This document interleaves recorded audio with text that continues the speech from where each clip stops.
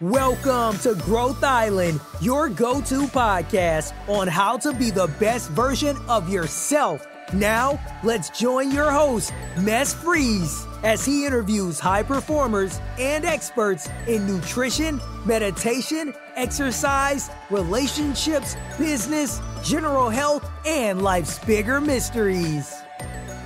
Welcome to today's episode of Growth Island. Today I got a black belt, third dan in Taekwondo, so he can kick my ass. But he is luckily also a doctor, medical doctor, so he's quite nice as well. He's an IT entrepreneur, actually serial entrepreneur. He's also a best-selling author. He is one of the hottest names in Denmark at the moment when it comes to your mental health and so on. So you'll read about him in all the magazines. So it's a great honor to have today with me Imran Rashid. Thank you very much. So Imran, how did you go from being a medical doctor and suddenly being an IT entrepreneur? Well, it started out with, like everything else, coincidental. I attended a national tournament in foosball, you know, the table soccer game, like 7 years ago. And I ended up, I teamed up with a guy who was a engineer, IT dude, a real geek, right? Yeah. And then we just started talking about, I told him what I saw as big problems in the healthcare sector, where he just said, hey, why don't you guys just use this and this type of technology, and then you'll be able to solve that problem. How hard can it be? And then I started thinking, hey, if it's that easy to fix these problems that I'm talking about, then we should like team up and make a startup and like dive into this problem and try to solve it. And this was like without me knowing anything about entrepreneurship. I didn't know what a minimum viable product was or anything at all. I just thought, hey, okay, so let's build the thing that we want to do. And I think the first platform we built was something like we thought that, okay, so Skype is a big thing and eBay is a big thing. Why don't we build a combination, like a big marketplace where anyone could sell their consultancy services online? Yeah. So it's a good idea, right? But the problem was that at that point, the only and the best technology to base this big platform on was a technology formerly known as Flash, which Steve Jobs chose to basically put in the grave the year after we've built and put like $100,000 of my own money into this project. And that was basically my first big fabulous fuck up, so to say, in the healthcare and the IT entrepreneurship business. But that taught me a lot, and that's why I'm sitting here today. Yeah. I quickly learned that you can do a difference as a doctor for many people, but it'll be one patient, one consultation at a time. But if you want to make like the biggest difference for as many people as possible, then you need to understand technology. That was what I found out, because as part of this journey, we also ended up standing in Google's headquarters, where I just like looked around and thought, hey, these guys are also making a difference for people, but they're like impacting like 1 billion people at a time. Yeah. And I want to do that as well. So that's why I just dive right into how technology works and try to like, hey, I would be able to prescribe technology and those kind of things. Yeah. So you're very much pro-technology, but you've also written a book called Offline, which talks about how we control technology. Yeah. So how does that work together? It's because before being pro-technology, I'm also pro-human. Yeah. So my profession is to take care of people who are struggling with biological, psychological, or social problems and help them help themselves. In this last 5 or 6 years, while I've like dug deep into how technology works and how you can make it do stuff, and how the things behind the scenes, like how you can use Google Analytics to like retargeting and all the massive amount of behavior patterns. When you look into how much data is there and how much stuff they can actually do. Yeah, and all the persuasive behavior patterns you can behavior design. Yeah. You can make a system where people can't escape. Like Instagram. Yeah, for instance, Instagram is one thing, right? But what I was interested in also, because at one point I was headhunted to become the chief innovation officer in a big private hospital where I had a split position where I was working as a doctor, regular doctor with patients, but also oversaw the technology that we had to use to make the hospital, the digital transformation become better, etc. And it was at that point I started noticing that a lot of the patients that I saw, they had some problems, which were always something like sleep disorders, concentration problems, trouble unplugging. Basically, I mean, they more or less they were constantly on and the heads were spinning, those kind of things. And then it struck me at one time where I thought, hey, maybe this has got something to do with the way they use their technology. And it could have been, I mean, I could have stopped there with the concerns, but then I had to. Something happened that made me, I was forced to sit down and write a book about what is the possible outcomes of the meeting between an old brain and the smart technology we're surrounded by.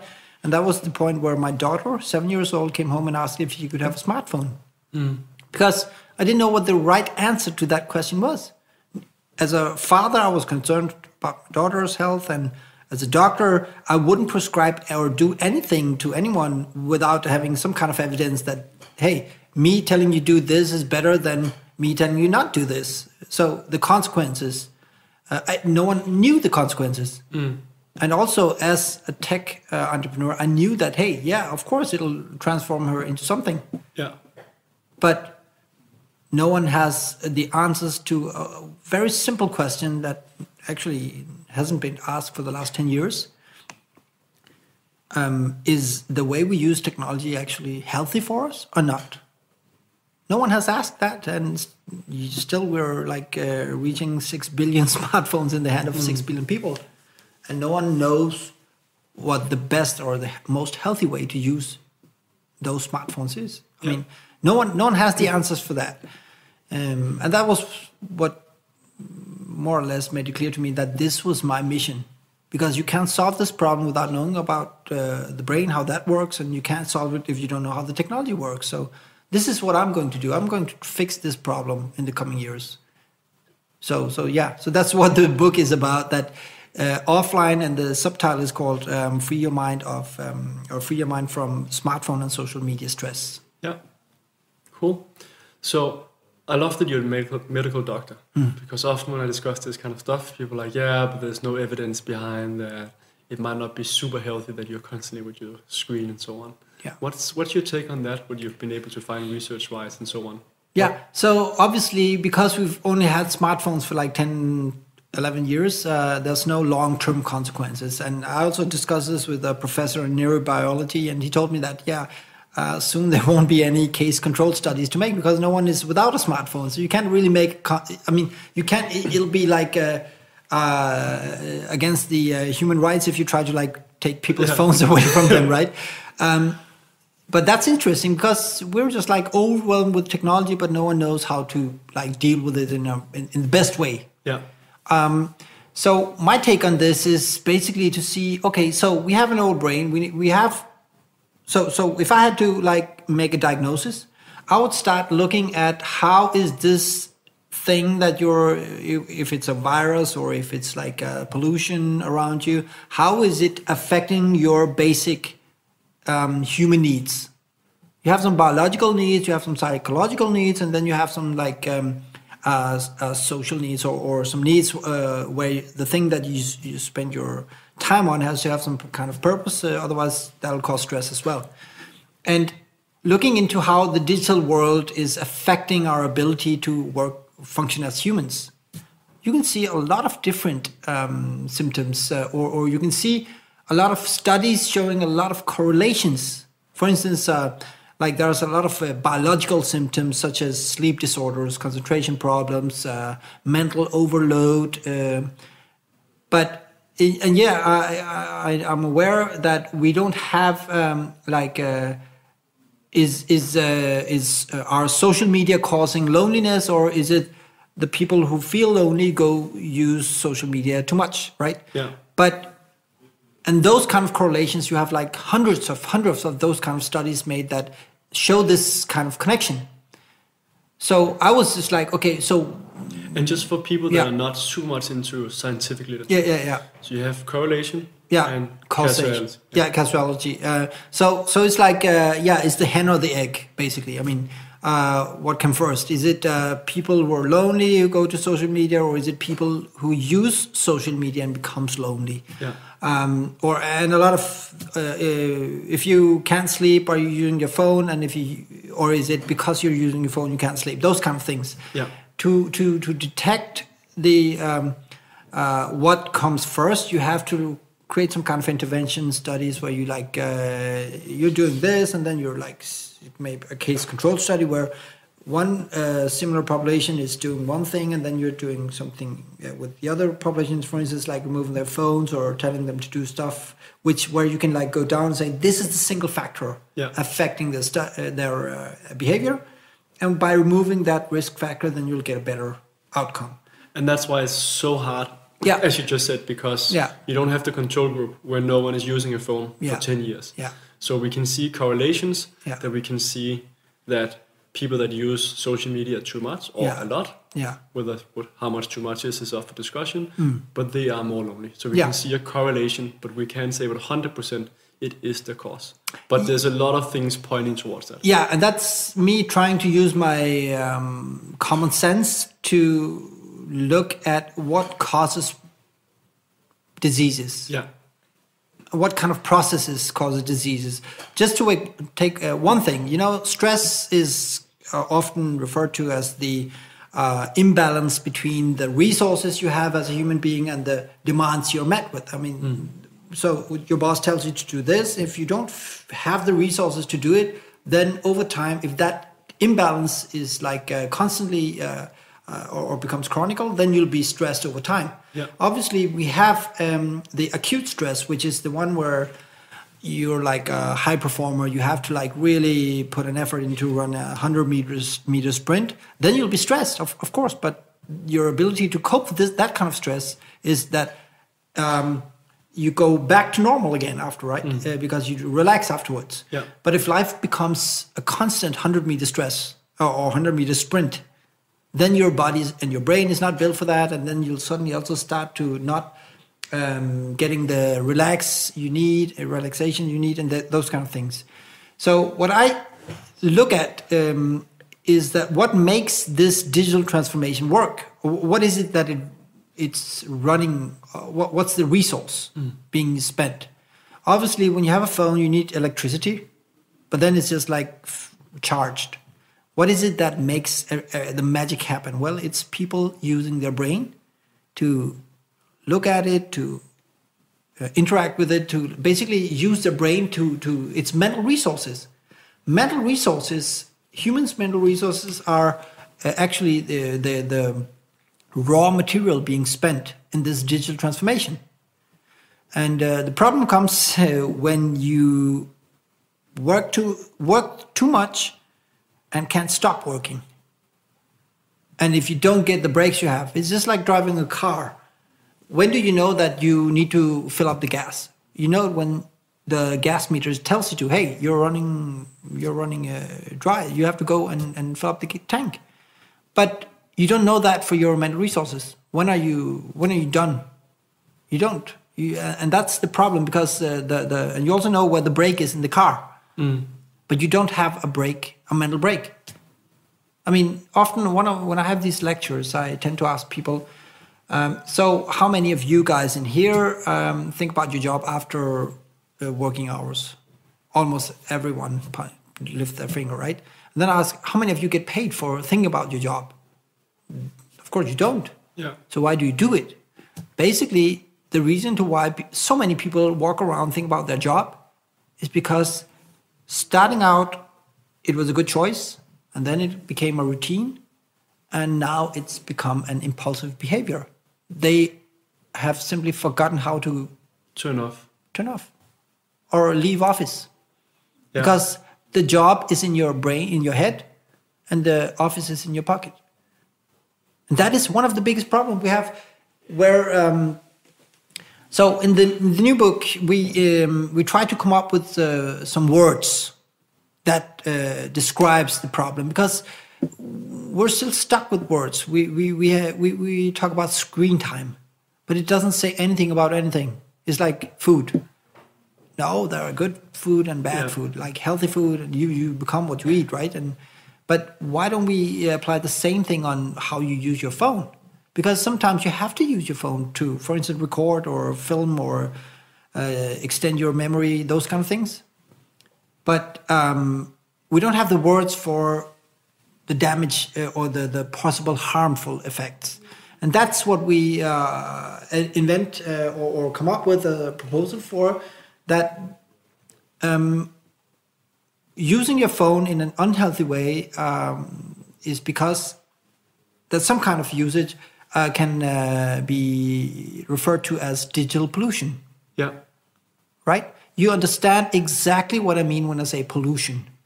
That's like some things around you that affects you in a negative way. It could be air, it could be light, it could be noise, those kind of things. What do we do about pollution? Well, if something started annoying you, or you started coughing, you would say, hey, stop that, right? And we make environments or have regulations for what kind of environment you have to work in, because we know that environments affect your productivity.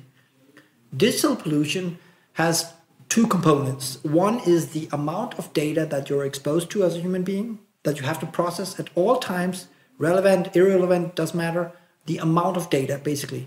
Because every time you pick up your phone, your brain is working, right? Even if I just need to check something, whatever, then you're constantly working and using, basically it's just like heavy lifting for your brain. At some point, that'll cause stress, because your restitution won't keep up the pace. That's the quantitative component of this digital pollution I'm talking about.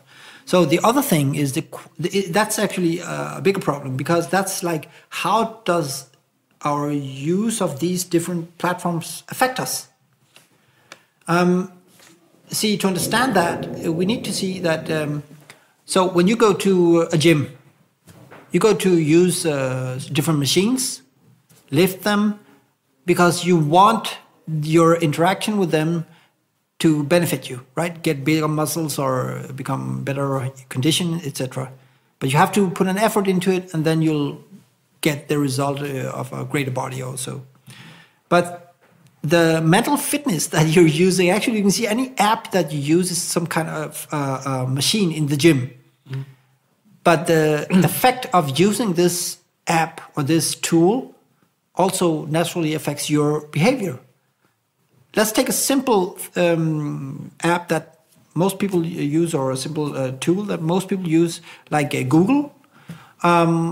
We know from studies that people who tend to Google a lot, actually every time they come across something they don't know, the first thing that comes to their mind is Google, right? So the thresholds for when you seek knowledge using like a tool is Google. That's okay.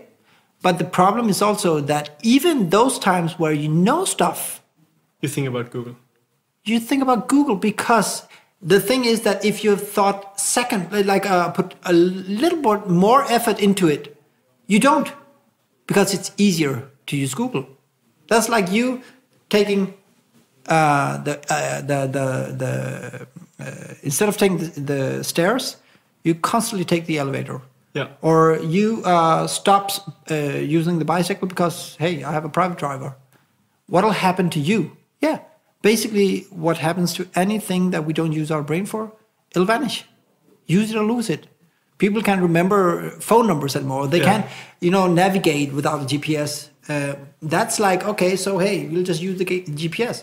But what if those kind of downfalls of not using your brain for things that are important for you? What if you can't relate to other people? What if you can't sit and focus? What if you can't concentrate? What if you stop being able to sleep? What if you if you can't express your feelings for your loved ones? Yeah, Because that's really interesting. So what you're saying is, we know from studies. I had a class at Harvard where a professor told us that taxi drivers, you could scan their brain in London for GPSs, and the part of the brain one side was actually physically bigger, and there was more activity. So we know that works in that way. And then what you're saying is, when we also do that with social interactions, then we're suddenly perhaps potentially losing that ability to interact together. Yeah, because it's basically use it or lose it. Yeah. Another thing where you can see, I've asked like thousands of high school kids about, hey, how are your habits, right? One question I asked them was also, how often do you feel pocket vibrations without anything on? When you pick up the phone, there's nothing on, right? Out of more than 1,000 high school kids, like 56% experienced that. That's crazy, because what's going on there is that your brain has developed a habit, meaning that, or some kind of impulse or stimulus response, where you don't even need a phone to be distracted. I mean, that's technology really doing its work.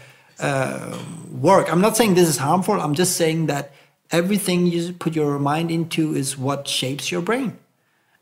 And a simple question, I think, that could be interesting for people to hear. That's just like, okay, so I'll just ask you, okay, close your eyes. And then with eyes closed, think about the things that matters the most for you, the things that you would do anything for. Mm-hmm. Okay, open your eyes again. Do you think about your phone? I thought about my family. Yeah. But when I opened my eyes, I thought about my phone. And that's exactly the thing which is happening. Yeah, that's scary. Right? You didn't think about your phone, but if you look at how much time, how much interaction you actually have in your physical life, that's not with those who matters the most for you, is the one who are best at stealing your attention. We're not living in what you call an attention economy. We're living in a distraction economy. So this was really interesting. So I thought about my phone. I'd love to, for the listeners out there, actually write in, the ones that listened, how many of you also thought about your phone? So we didn't plan this, but the first thing I thought about was my phone when I opened my eyes. Yeah. And that is how technology shapes people's behavior. Yeah. And that's because our brain is actually, the brain we think we have, it doesn't exist. That brain we think we have, where we are in control, where we just, hey, I want to do this, I'll do that. It doesn't exist. And that comes back to some kind of, or some theories. For instance, Daniel Kahneman, for those people who are into his books, Thinking Fast and Slow. He also won a Nobel Prize for the ones that didn't. Yeah, for describing human behavior and also our way of thinking. So basically, just to put it short, is that there are things that we know and then there are things that we do. The problem is that the things that we do is not what we should, but the things that we know often doesn't apply to our habits. Also, it's not, you can have the best incentive and the best effort and the best motive, but you won't do it because you forget it, because you'll just go back to the autopilot, basically. So this division would be okay if it was like 50% divided, like half of the time you do what you tend to do and half of the time you do what you choose to do, right? But in reality, most people, they are like more like 10% consciously consciously thinking, and rest of the time it's habit, impulses, subconsciously driven behavior, which is actually the problem, because the way you interact with your phone is sometimes it's intentional, most of the time it's not. Most of the time it's something you do in specific conditions, where you're in specific places, when you feel specific things like boredom, that becomes a trigger to do what you do when you're bored, pick up your phone. And the more time you do it, the more ingrained this... The stronger the habit becomes. Yeah, the stronger the habit becomes. Because what you're doing, it's actually... you're training to become an impulsive, subconsciously driven customer. Yeah. Without knowing it. And that's, in my opinion, is the biggest problem we see, because it's not an issue if you use your social media platforms, not even if you use them too much. The problem comes the moment and the day where you can't stop using them, because then it's someone else being in control of your life. Yeah. And that's actually, in my opinion, the biggest issue we have at hand here, that in these years, what we're seeing is, and it's not like, we also describe it very clearly in the book, it's not like there's some kind of madman sitting out there trying to make the world worse or so. No, it's even worse, because this is the unintentional consequences between of the meeting between an old brain and this smart technology, which is developed out of the doesn't have for that philosophy, or move fast, break things. That philosophy is what's causing the problems. Think about what if the pharmaceutical industry behave the way the tech industry does. So you're sitting there, you're creating some pills, and then you're like uploading them to the pill store. People start using them, and then you can see, hey, people are stop using my pills.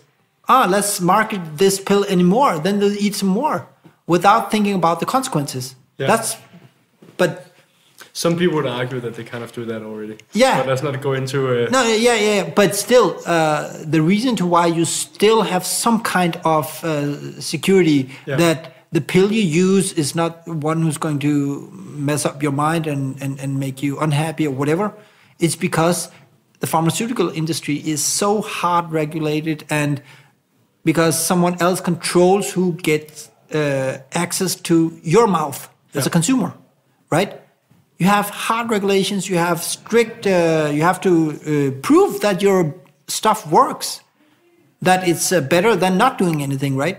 Through phase 1, 2, 3 trials, it's so strict to get through with pharmaceutical products. But technological products, they do the same.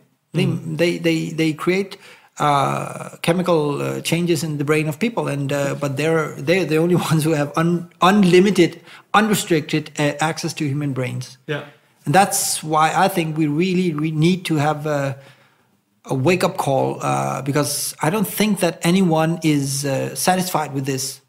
I saw an interview with Evan Spiegel a month ago or so, the founder of Snapchat, where he was asked about his own kids' screen time. Yeah, he doesn't allow them, but not too much. 90 minutes a week. I couldn't help wonder, okay, so here's the guy who've invented things like the streaks, where we know for sure that there's a lot of kids out there who don't go to sleep because they're afraid of, hey, did I push send to get my streaks, my 50 or 100 streaks I have to fill? The duty is that this usage of this friendship platform has induced in me. I mean, the impulsive behavior, he knows that it's contagious. He knows that it's habit forming. And that's where I start to think about, hey, it's not right. If you have this kind of power, you should use it to do something better. And that's why I think that we really need to have to get the attention of these people, because they're basically the only one who can make people become better people. So what can we do ourselves now that we have this knowledge? Yeah, basically we can learn how to plan against our own nature. Yeah, that sentence is so crazy and outrageous when you hear it first. But you should start out by acknowledging that you're not in control of your own life. The thing is that when I ask, it doesn't matter who I ask. If I ask high school teachers, school leaders, key account managers, high school kids, I ask them about their behavior. And then finally I ask them, okay, so who controls your life the most, you or your smartphone? 100% say, hey, I'm in control myself. And that is the biggest problem, because then you're what you call unconsciously incompetent. You don't know what you don't know. You can't fix a problem if you don't know you have it, and or the size of it. And that's where we are today. We need to understand that it's not irrelevant how we use our phones. It's not irrelevant why we use it. It's not irrelevant what will happen if we don't change our behavior. And the thing is that everything I've said can people be made conscious about by closing their eyes and think about the most important thing in their lives. And then the next question is, am I using my time on what's important? Or have I developed some habits controlled by others? Mm. So if we start by acknowledging that we're not in full control of our life, that we are very much driven by habits, and there are different actors or stakeholders that have a very big interest in whether it's our phone, our food, that also have a big impact on our microbiome. Yeah. But in regards to technology, what would be some of the first steps? Yeah, so it's called. You can see it call it digital self-defense, right? Yeah. Again, back to the martial arts. Yeah. We need to have take the black belt in humanity, basically. So so what you need to do is to deal with these kind of issues that you're facing. You need to understand that in order to change your behavior, there's one fundamental ability that humans need to dive deep into. First of all, impulse control.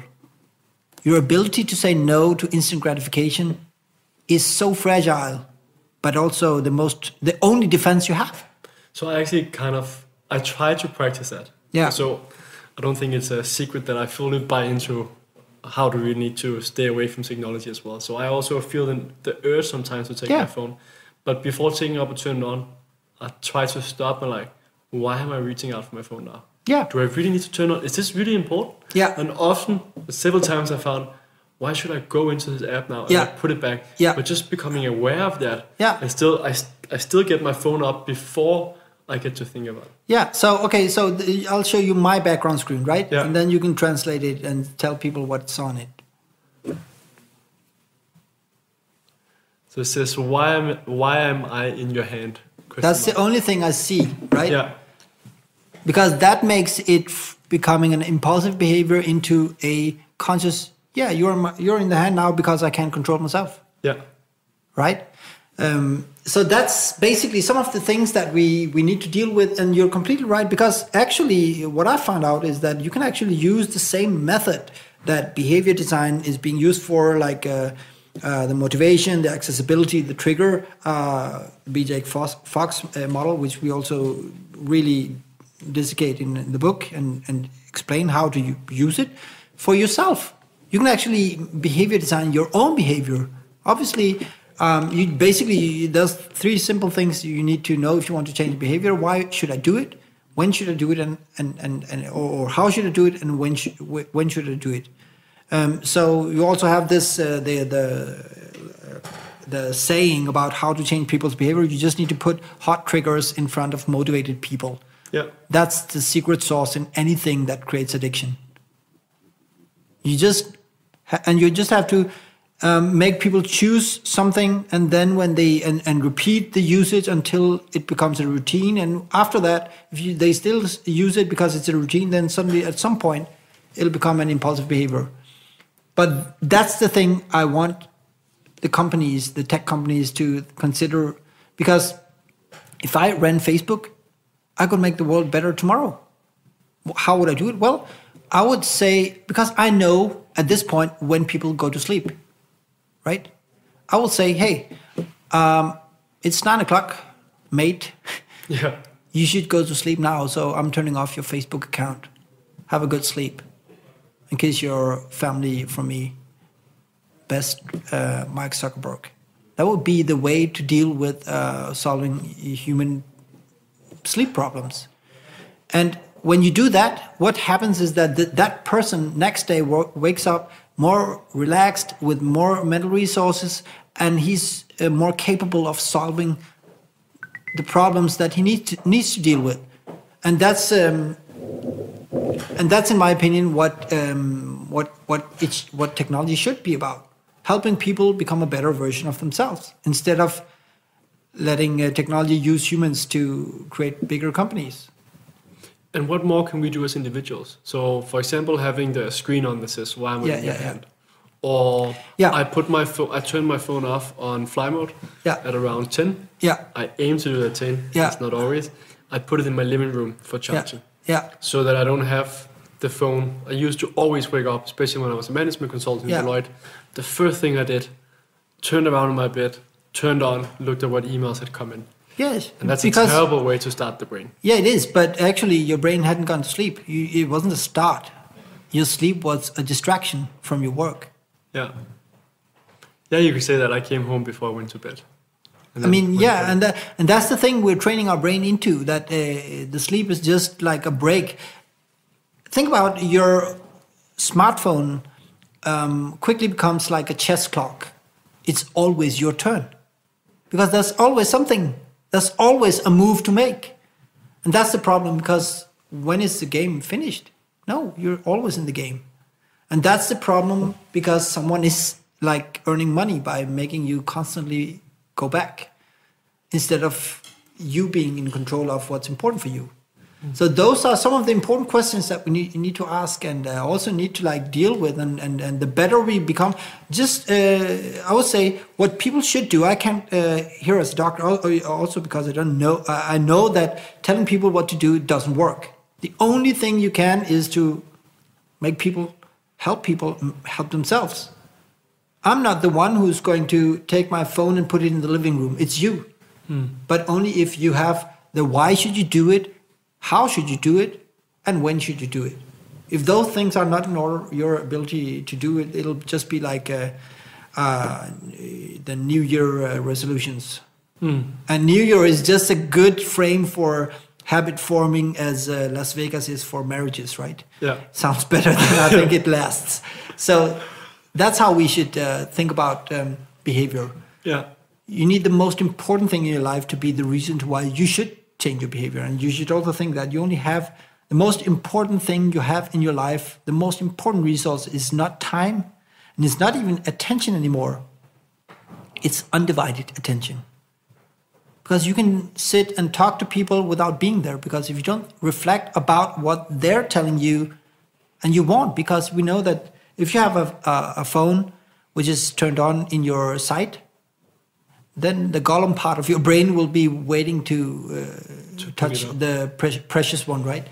And we also know that from studies that you actually lose like 10 IQ points if you have a phone in your sight. Okay, so just like when you... I read the study, or I heard about the study, that if you got emails popping in constantly, London University did the study that you lose 10 IQ points. And I think the really fun part was, if you smoke marijuana, you lose 4 IQ points. Yeah. So the homie sitting next to you, sitting and smoking weed, might be more productive than you are with getting all these inputs in all the time. Yeah. That's quite scary. It's 36 hours of sleep is the same as 10 IQ points. Yeah, and distractions actually also make you think like an 8-year-old. Yeah. Right. And so what do? Yeah. You have the screen that says, why am I looking at this right now? Yeah, so what I do is to create some boundaries for myself, but it's really, really difficult. I've given my kids, they're like 10 and 7 years old, they have vetoes for being able to, like, they can always get my attention, but I've just told them first, sometimes you have to get it first. You're always more important than anything else that I'm doing, but you should just get my attention first. And also, that goes back, I was curious, did your daughter get that smartphone or not? Yeah, she did. But after I wrote the book, and then 1 year after having a smartphone without a SIM card, where I tried to tell her about, teach her how to use it. I mean, how to SMS a text, or which apps to download or which she shouldn't, etc. And then when she got the SIM card, I managed to get a cell ban totally on her school. So I thought. So the other kids were very happy. Yeah, I think I'm like Dr. Offline or something like that. The one the boogeyman. Yeah. Now, but it's because we also know now there's been some studies made that the more restrictions you have on a school in terms of digital screens and usage, etc., the better the social environment becomes. Also in the breaks between the lessons. So I think that was a good thing to do. Again, create an environment where it's distraction free and where you can focus on and socialize with other kids, right? So yeah, she got the phone, and still now we're like in try every single app she downloads. I have to like approve it, yeah. And every time she's sitting on if she comes and asks, we don't do screen times because it depends on what you want to use it for. And then I have like, it's just like candy. We have this concept in Denmark called Friday candy. It's like, hey, yeah, it's only on Fridays you eat candy. But we also, at my house, we also have Friday apps.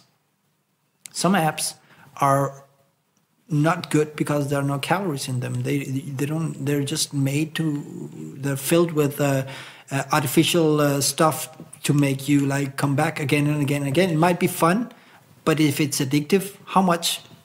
I mean, you should, and as a parent, I think anyone with kids should obviously read my book, but they should actually sit and watch the things that your kid do on the screen, and talk with them. Why do they think this is funny? Or and also think about, okay, so the people who created this app or this service, what is it that they want with my kid? What is it? What kind of behavior is it that they want? If it's just like the more the merrier, then you could just as well send your kid to Las Vegas. So what are some of the apps that you only have on Fridays? Yeah, well, that's all the games, the things. Angry Birds. Yeah, no, I don't use those kind of apps anymore because I know that at some point I was like, also for me, I mean, this is like before I wrote my book, look, I'm a doctor, but some nights I could be playing games until I fell asleep with the phone in my hand. But after I like dove deep into this, I mean, I hate it when I have to have the phone next to me if I'm in a hotel room or something like that, if I'm alone, because I constantly use it, because the moment you get bored, you have an alternative, and then you can't focus on reading a book, because you know what the problem is with the world? If you get too occupied with your phone, the problem with both books and other things is that they're not about you. And that's basically what our phone is training us into. Yeah. The so me thing is not about social media, it's so me. Yeah.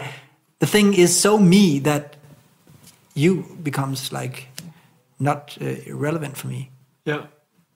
So you have apps Friday, you have the thing on your phone, and what else do you do? Yeah, so I tend to also put up some rules for me posting on social media.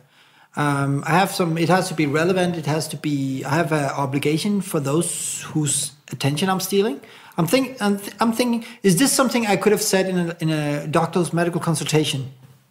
If not, it's not going to go up there because I'm using the. Otherwise, if I start just, there's a very thin line between me trying to help people and me trying to be seen by people, right?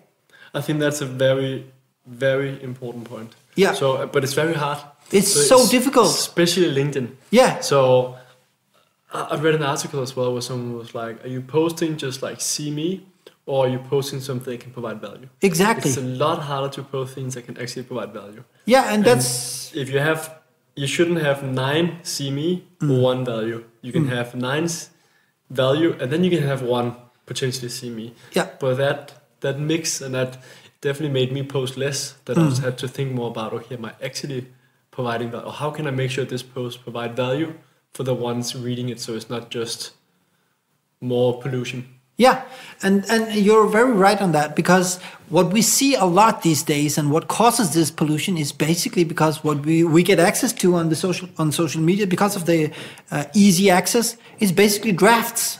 This is people drafts mind. I mean, this is the draft that should have become that would have been that would have reached a conversation in the real world So if you think it, you post it. But that's a problem because, hey, who would say stuff like that in the real world? No one would. And that's because words, they're like a filter. Thoughts, if you don't have a filter, then the thoughts you have, and you train yourself into just like posting whatever comes to mind, then it's obviously a better business model to make systems that promotes emotional posts, because you know from studies that negative posts, they go more viral because they engage more. So it's a better business to make a lousier world with more negative views on stuff. That's a better business. But that sucks. I mean, they should do better. They can do better. So what are some of the other things that you do? Yeah. Think about what you post. Make sure it's relevant and it provides some value for people. And then, of course, what I also do is to try and create rituals around relations. I mean, because, again, if you want to be able to focus on things that are important for you, like your family, like your job, like whatever, you need to create some rituals around it. So when I go home, I put my phone away, the same place every single day. And the first meeting I have with my kid, I hug him, talk to him, those kind of things. And then I also have like every single day, I have an obligation that I've set every single day. My obligation as a father, as a husband, is to make my family feel that I love them. Because many people walk around, and we have like also the same question at home, where we tend to ask our kids, so do you know mom and dad loves you? That's a normal question, right? But actually they're supposed to say, no, we can feel it. What if you ask your kids or your family, can you feel my love? What if they said no? There's a big difference between knowing you have friends, for instance, and feeling you have friends, right? That's because the way we're trying to solve or fill the needs we have as humans, I mean, it's not being met by this digital world. Touching a human and touching a phone is two different experiences. And talking to humans in the real life and interacting with strangers online are two different things. It's like trying to eat gum when you're hungry. It won't satisfy your need. And the thing is that what you will do then is that you'll feel hungry and then you'll eat more gum. This is what we try to do. We try to solve emotional needs by having a lot of friends online, etc., and interacting with them, but it doesn't fill the void we feel inside. That's why you can have like every fifth Dane is feeling lonely. But how can that be? Because all your friends are in your pocket. And that's because it's not the same. No, it's definitely different. I'm trying to meet more with my friends after working a lot, and I still love to work, but I know that I have to pay more attention to meeting with my friends instead of only social, for example. And now I play football with some of my friends in the morning, 7 to 8 in the morning. Yeah. It's a totally different feeling. Of course. Having played football with them for an hour, much better than an hour conversation over the phone or something else. And that's the thing. If you have a sensation of interaction being superficial, you did that. It's like Kilroy was here, right? Check. I have been social today, but what did you actually do? Yeah, you touched a screen, and you saw what other people's touches on their screen did to your screen, and then you made up your imaginary friends. Like that, your brain didn't feel the sense. It couldn't smell it. Couldn't the nonverbal interaction and all that stimulation you can feel wasn't the same. Yeah. And that's the thing. And you said actually, pay attention, right? Attention is a resource. You have to care for it. Undivided attention is the only last important and valuable resource we have left. So consider who is worthy of it, who you should pay your undivided attention to, who needs it. So do you have special times that you go to social media or you use emails? No, I don't. I mean, hey, I'm not at all a saint, and anyone who follows me on social media would know that. But hey, I'm struggling as anyone else. The thing is that I just know just like a doctor who they live their life, again, things that we know, and then there are things that we do, right? I know this is happening and I hate myself for doing the things that I know is wrong. But again, trying to change your habits is a matter of discipline and about not being too stressed and those kind of things. And then suddenly I recently, or at this point, I don't have Facebook and Twitter on my phone because they make me primitive. Yeah. there's an app for you losing your mind. That's Twitter app. How can you have a conversation with other people on 140 characters? And I think it's making us more primitive, and that's the business model. The more impulsive people you get, the harder they'll have saying no to your product. Yeah. But that's also the same, an evolutionary U-turn. Because what made us get this far as humans was the ability to relate and social interactions and concentration and postponing immediate needs, all those things. And that's what actually is at stake these days, in my opinion. Yeah. Are there any other things that you do yourself to try and stay sane in this? Yeah, digitally polluted world. Yeah. So I try to. So that's the thing. I'm an entrepreneur, right? So I work. I'm trying to identify and understand this problem as best as possible and as deep as possible to create the solutions for it. So I'm building a lot of digital products right now to deal with the problem based on this understanding I have and this and the real brain, the real fragile brain that anyone who's listening to this podcast has needs help to become a better version of yourself. And if you want to know more about this, of course, you can find me on LinkedIn or my homepage, drimranrashid.com, or the book's homepage, which is called humansbeforetech.com. Yeah. As well, yeah. I'll link to that in the show notes as well. So and the book, of course. And I would also say that it just came out like a couple of weeks ago, and we're already starting to see a lot of Amazon reviews, etc., with 5 stars coming in. Some really good reviews. People are really appreciating. Yeah, they're enjoying it. Yeah, and that's the same feeling I would have if I'd helped a patient. Yeah. So this is not an entrepreneur or a author. I'm basically a doctor, just using understanding about technology and being able to pass on this knowledge through the radio right now. Yeah. To help people. Yeah. So people who ask me, so don't you miss your patients? No, I don't. I just expanded the consultation. So this is actually me trying to fill up the initial vision that being able to use technology to help people help themselves. Yeah. This is what we need help with. Yeah. So do you meditate? No, I don't, but I have a lot through the 16 years I did martial arts. Of course, we had a lot of similar practices. What I do and where I feel that kind of need is when I have showers, long showers, because that's where my ideas come up. And also when I hug my kids. We have like songs we hug to. Yeah. We have special songs. Whenever that song plays, we sit and hug for like 3-5 minutes. And the way we hug is that we think about each other. Because relations are only something, only expands if you fill it with love or the hormonal stimulation. So a physical hug where you hug each other, or just... Physical hug. Yeah. Sitting so close and just listening to the song and thinking about each other. Yeah.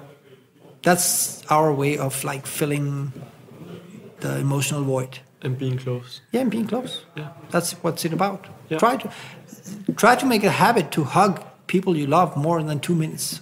Instead of just, hey, I'll see you later, and then like a shoulder in their stomach, or try to hug people just and sit and feel it. Because that's what we need, basically. Yeah. Your phone won't give you that feeling. No. I guess that's only what we do with our loved ones. And people often take that for granted. They do. Very fast, and then you suddenly don't hug as long. And that's the thing about move Newly fast. love often do it, but Yeah, but that's So let's just end this episode with talking about two hormones at play. So we have one hormone that we that's like a we hormone. It's called oxytocin. It's the one that comes when mother loves her kid and when the skin touches, those kind of things. And a newly born baby put on your stomach, then it'll feel the sensation and feel loved, etc. The mom, her brain was also receive this oxytocin level increase, and then the breast will get milk, basically. So I love you, give him some food, basically, in that equation. But oxytocin is so important because we know from the world's longest study in life quality that the one thing that matters the most for people having a good life is deep and near relationships to other people. Deep and near relationships means oxytocin stimulation on a regular basis. So that is better correlated to life quality. On the other hand, but you need people to get that, basically. So on the other hand, you have dopamine. Dopamine is a me hormone. You don't need other people to eat or masturbate or candy or play with your phone or even social media. The things you get instant gratification feels good right now. Those are the two things driving human nature. Me or us. And right now it seems like dopamine is winning. Dopamine is winning. Yeah. But humanity is losing. So we'll have to do something about it. We are. One thing is getting the message out here. Yeah. Another thing is for the listeners listening to the book or reading the book. Is it on an audio as well? It'll be, but it's not yet. Okay, but that's going to come up. Yeah. Perfect. Imran, thank you so much for your time. I really appreciate it. My pleasure. Thanks for listening to this episode of Growth Island. Be sure to subscribe for more episodes on how to be the best version of yourself. And if you found this show helpful, then please leave us a review so more people will learn about the podcast, or share it with a friend who can benefit from it too. Thank you again and have a wonderful day.